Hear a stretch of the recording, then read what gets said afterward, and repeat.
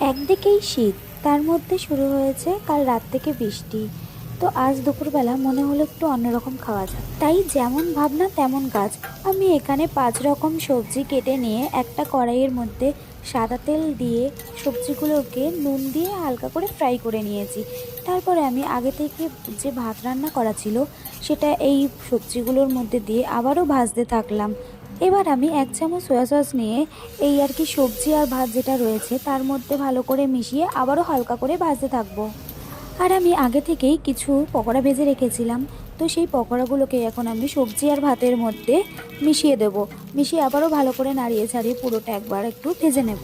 আমি যেহেতু একটু চাইনিজের মতো বানাচ্ছি, তাই আমি এখানে সামান্য পরিমাণে টমেটো কেচাপ অ্যাড করছি। আপনারা চাইলে এই টমেটো কেচাপটা নাও দিতে পারেন, এই জায়গাটা স্কিপ করে যেতে পারেন।